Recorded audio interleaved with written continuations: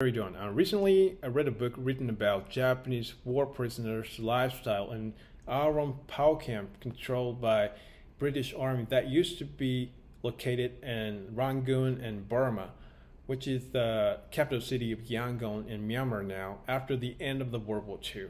So this is the book that I read, and the title says Aaron POW Camp. Aaron Prisoners of War Camp. And there must be pros and cons about the information provided by people who were captured and oppressed in POW camp unreasonably, and people who controlled the POW camp and thought did the right thing as one of the past treatments of war. And in some cases, what I'm going to talk about from now may become insult or dishonorable despite for British people, but I want to show my opinion and I want to show my viewpoint from the impression that I felt after I read this book. So, in the beginning of description of this book, the author of this book, who was former Japanese private soldier of Japanese Imperial Army, experiencing a prisoner in Aaron POW camp in Burma, said that there was no unreasonable abuse and torture and brutality from British soldiers in the POW camp. But his emotion was fully occupied by fierce hatred and resentment against British soldiers, and he ended up not being able to forgive what British soldiers did in Aaron POW camp after he came back home in Japan from Burma. And speaking of POW camp, we imagine that unreasonable brutality and abuse by soldiers of victorious countries are rampant around inside of the camp, and they force prisoners to engage in extremely hard labors every single day. So, but how British soldiers treated Japanese prisoners was a little bit different from other cases. British soldiers didn't use direct violence to Japanese prisoners, but instead, they gave a persistent humiliation and disgrace to Japanese prisoners in a way that they hurt spirit and dignity of Japanese prisoners in a POW camp. So this is how British Army revenged Japanese Army with a serious sense of humiliation that British soldiers had received in the Japanese Army's POW camp before. So as long as I read this book, most of British soldiers who took charge of POW camp in Burma were determined to have revenge against Japanese soldiers. So even putting it lightly, what they did was totally beyond humanitarianism. Simply speaking, British soldiers' viewpoint of treatment of Japanese prisoners is like the relationship between human beings and animals. So British soldiers as human beings and Japanese soldiers as animals in the POW camp. So according to the book, so only the existence treated as a human beings in the POW camp was British soldiers and Indian soldiers and the Gurkha soldiers who were mercenary from Nepal, hired by British Army for protection of POW camp. So all Japanese prisoners who belonged to Aaron POW camp were looked as just like animals. So British soldiers' gentlemanship, that nobody abused Japanese prisoners, was not actually based on a British gentlemanship cultivated in a British society, but based on the thought that conflict with Japanese prisoners as an animal was extremely disgraceful for British soldiers in the camp. So how British soldiers treated Japanese prisoners were pretty much like a relationship, a sheep leader and a sheep. So British soldier as a sheep leader and Japanese soldiers as a sheep. For example, Japanese prisoners were given poor and ragged clothes with so many holes around as if it were picked up from the body.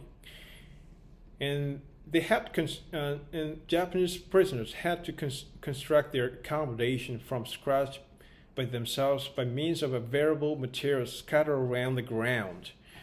And Japanese prisoners' accommodation was really poor one, was unreliable wood framework covered with banana leaf on top as a roof.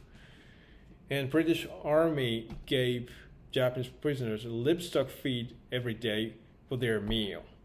So even if mold grew up on the most of the livestock feed, they didn't care about this, but they kept feeding Japanese prisoners with it.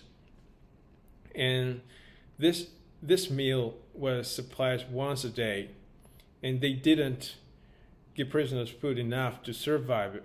So Japanese prisoners managed to overcome hunger by theft activity in a warehouse of the POW camp.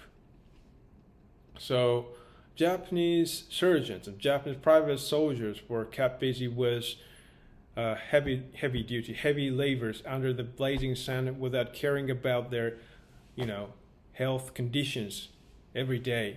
And if there were casualties during the hard labors, the prisoners were simply made to carry the body to the corner of the POW camp, where thousands of bodies were piled up, as if they were ordered to throw something away in the spot.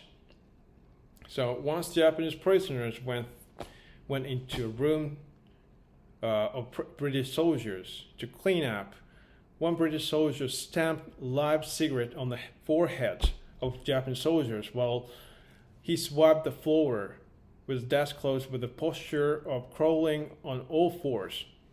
And the British soldiers put his legs on the prisoner's back from the bed, and prisoners was ordered to keep the same postures while British soldier would put legs on his back.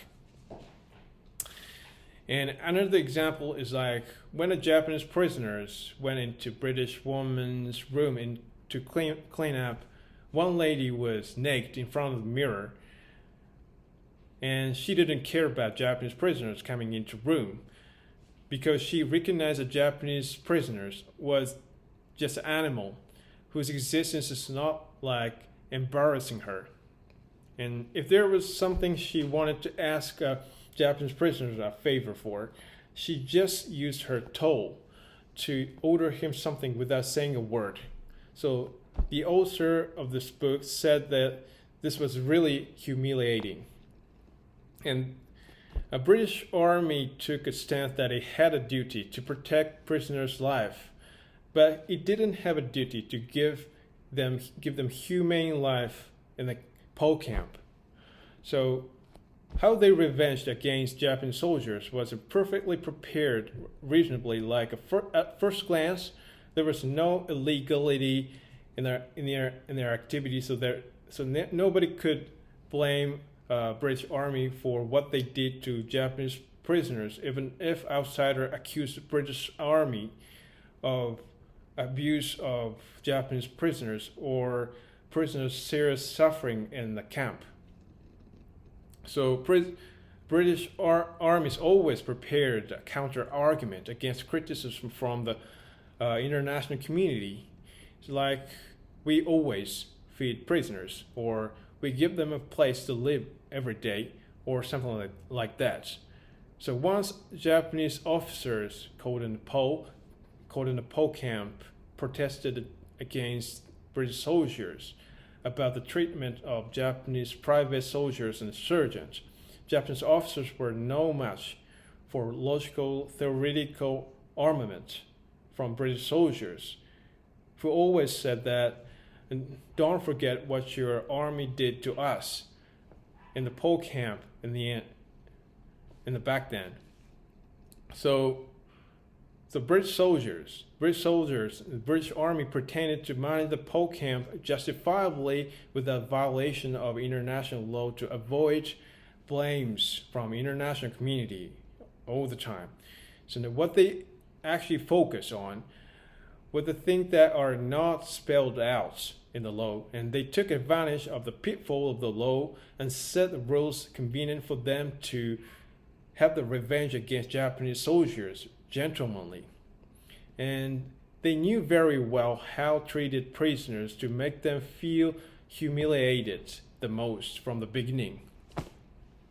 So this is totally my speculation, but I think slave culture rooted in European countries, including British, and white supremacy with a sense of deep discrimination against East Asian countries people might probably make a British army realize this way of revenge. So one thing I can say for sure is that how British army harassed Japanese prisoners for their revenge was way smarter than how Japanese army did in the POW camp.